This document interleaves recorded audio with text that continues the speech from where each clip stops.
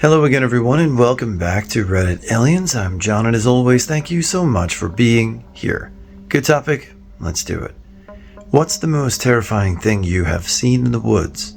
Please remember to like, share, and subscribe.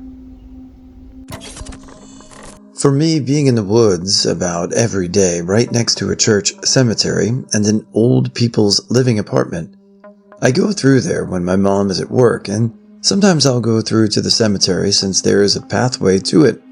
One day, I'd gotten my bag and walked out the door and went to the cemetery to chill out because I was already mad about something earlier that day. There's this tree in the furthermost right corner where I'm hidden from the watchers at Bojangles because this is on a main highway that runs through about 2 or 3 cities. I started hearing voices, and I was doing an Instagram live at the time, and the voices seemed to be getting closer, until for the first time ever, I ditched out of the woods faster than a weeb on a last day of school. Turns out, it was just the factory across the way, and it was closer to the cemetery than I thought. When I was 12 or so, we were in the woods with my stepbrother. We were having fun. It was a cold day inside a military compound. Here, the relatives of the soldiers can live inside the compounds. I don't know if there is any other country where this is the same. Anyway, it was like 5 p.m. when we saw something moving. We started to run. I fell on a rock, so I hurt my knee, and I was crawling so that my stepbrother would pull me back home. It resulted in one of those soldiers in a freaking black ghillie suit.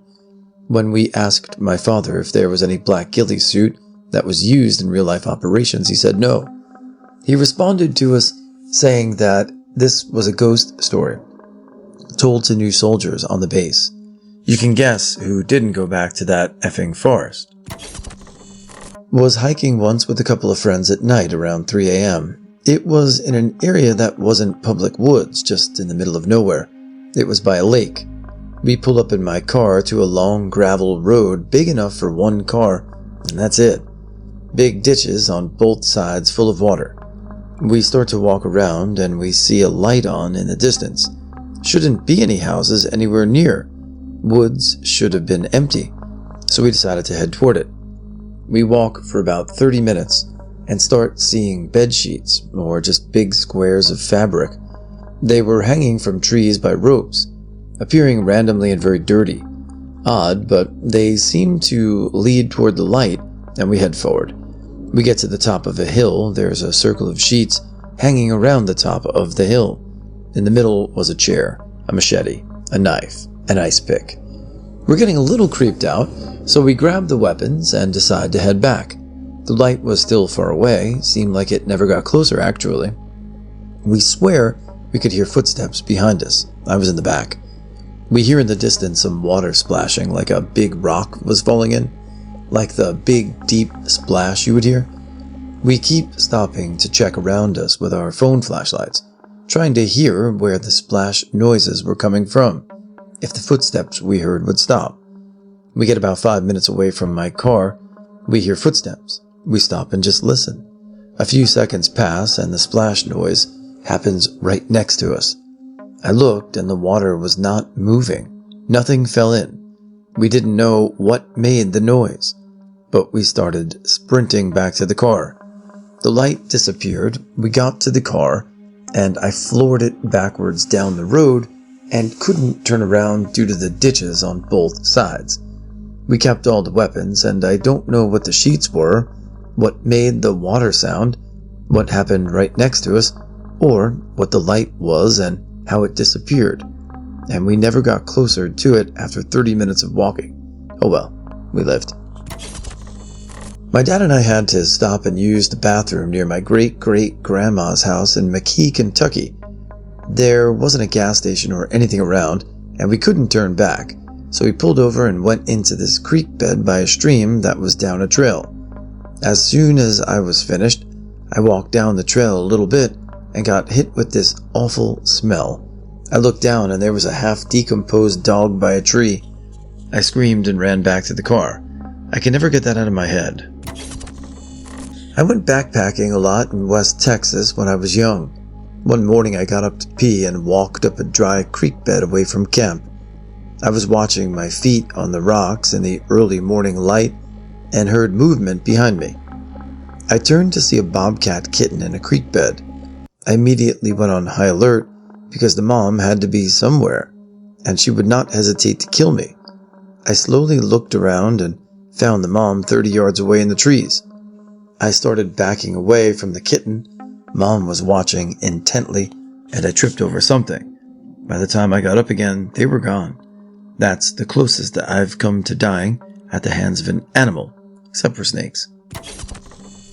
Not in the woods, but pretty close. I have woods around the back and sides of my house. I saw this tall thing with big glowing yellow eyes that didn't make a sound on loose gravel, and none of the dogs in the immediate area, not even my dog, whom I was walking around the house to do his business before he went to bed, barked at all until I spoke. At first, I thought my eyes were playing tricks on me, because I often would see things in the dark where the light didn't hit that weren't there. So I dismissed it as such when it was moving up the driveway by the well. Then about 2 minutes later, I saw some legs moving, so I thought it was a stray dog, because there are a lot of them that are in the neighborhood that visit my house. So I yelled, "Get out of here, get!" like I do for stray dogs when it stopped and looked at me. The way it moved was like a horse would when it turns, but the height and placement of the eyes were way off to be a horse. Not to mention the eyes were glowing. If anyone isn't aware of how you can tell a predator from prey animal, it's all in the placement of the eyes. A prey animal will have eyes on the side of the head and only glow when light is shined into them, while a predator will have eyes in front of the head that will glow regardless of light being shined in them or not. I would probably have to say animals as well, or movement or sound for me. I spend a good amount of time in the woods at night with very low lighting, and it's unsettling, but also the mind does wander. So just, if you have no weapon, just grab a nice branch and get out of there if you don't want to be there. This one still creeps me out. I was probably 12, and I was helping my friend's family move into this beach house in Myrtle Beach. From the bottom level of the house, there was this large bolted wooden door. His dad manages to open the door, and we enter this large basement cellar. The room was filled with makeshift stalls, like ones you would find in a bathroom, all with the locks on the doors. On top of that, needles were all over the floor, syringes, pin needles, and spots of dried blood all over the floor. There was one bathroom in the cellar, which I went inside to find the weirdest shit I've ever seen. Apparently, the house was occupied by squatters. That and human trafficking is a big issue in Myrtle. Walking around the forest at night with some buds, one of them yells, "What in the hell is that?" So we all turn around and see a humanoid creature hanging from a tree. Looked like someone was hung. It was incredibly pale and skinny. I started to walk up to it, and its eyes flew open. All I remember after that is that its eyes were red and it charged us. My friend shot it, killed it, and ran. Found it the next day and found out it was an albino deer. We still don't know how it was hanging to that branch, though. So I was in the California Sierras, and my dad's friend, basically my uncle, owns land over there. So we went for a night hike with around 13 people. Keep in mind, most of us were experienced campers, and we were aware of the weed growers up there. So since there are obvious dangers of the night, we brought flashlights and 2 9mm handguns. We went up this giant hill, like huge, and when we finally got up there, there was only a thin trail. We continued, and suddenly I got a very, very bad feeling, like something was going down. And literally 3 minutes later, we hear 3 consecutive gunshots, then an insane laugh, followed by running around the trail. We started to run back, and I was in the front of the back, and I was cut off by a man in the middle of the trail with an axe. I hit him with a flashlight, and he fell over, and we ran down the hill. To be honest, I've never run so fast in memory. We heard more gunshots, and we eventually got down and ran to the property and packed up at 12 a.m. and got the hell out of there. We still frequently visit, but we're not going on any more hikes like that, especially at night. Not terrifying, but strange. It was the middle of deer season in Vermont, and I were up in the mountains at our deer camp. The neighboring property is posted, but we have permission to hunt it. It was early, about 6 a.m., when I could hear something coming up quick to my left. Anticipating it was a deer, I got my gun ready and turned, only to see a man running through the woods. No camo, no gun. He was carrying a stick and holding it up as he jogged up the hill behind me. He never saw me. I was like, what the just happened? My mom's boyfriend said he saw a guy doing the same thing but dressed totally different. Not sure what was going on, but it was pretty freaking strange. My ex and I traveled to Australia and did this awesome bicycle trip. We do like 30 to 50 kilometers in a day. In no way were we proper cyclists. We're riding up the mountains, it's so dark, and there are so many bats in the trees. We look in our map book, and there's a national park with a heart-shaped rock pool. We go down a path that we thought would be the rock pool. It turns out to be some church tribe thing in the dark woods. A few cars there, a light on. It's really late and dark. What the heck are they doing there? There was no civilization close by for a long while. We recall, and it totally creeped us out. Turned right around, pitched our tent a few kilometers away, and found our rock pool the next morning. Aha. We were out with my brother's buddy getting high and drunk and trying to set up tents for the night when I heard it howl. I thought it was one of the girls who was coming to the party, so I howled back because I was high, and they howled again. I realized and said loudly, "That's not a person." We heard those howls from about 200 feet away. 10 seconds later, we heard it 40 feet away. And then we heard from all directions, yelping coyotes.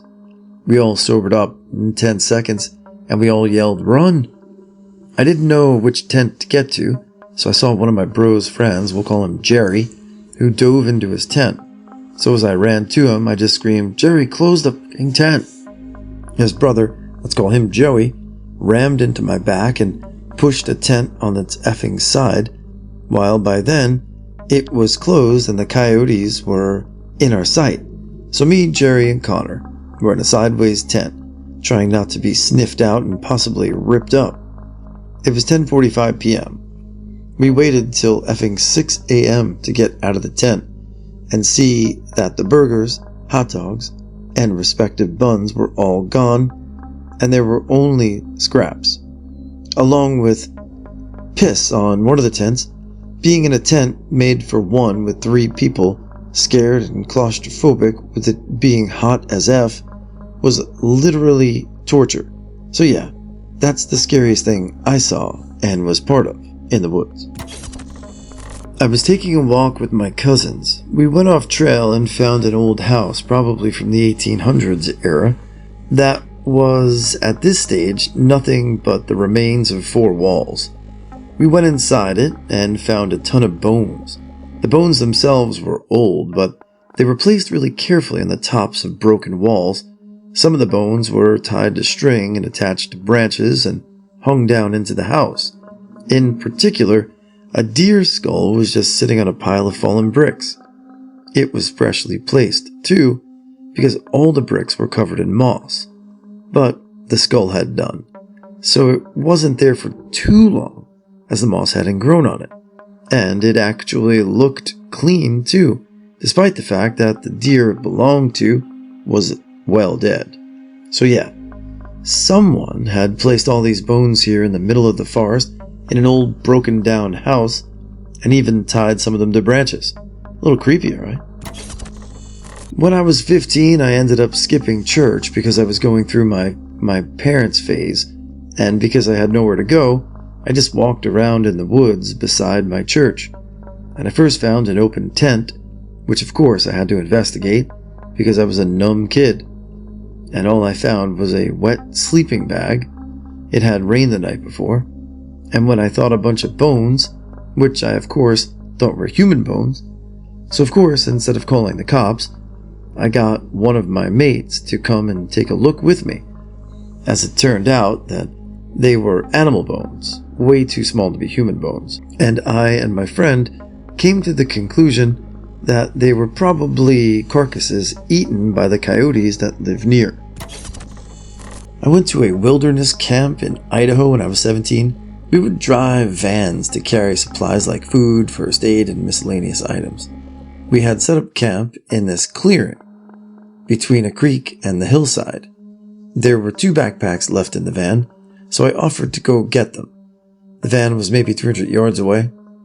I grab the 2 backpacks and start walking back. Maybe halfway to the clearing to my left, the hillside, I see a mountain lion looking at me like a basketball court's length from me.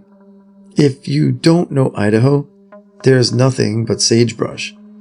It was barely obscuring my vision, and I had to just do a double take to confirm what just saw. I lifted both backpacks on either side of me, but got terrified and ran back to the campsite.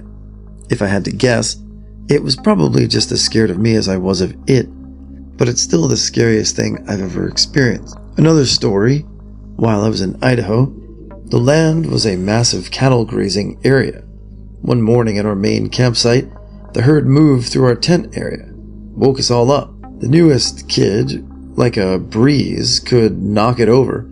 The fattest, most ripped goddamn bull I've ever seen in my entire life stops next to his tarp shelter and does his loud-ass bull scream, whatever it's called. That kid's life probably flashed before his eyes.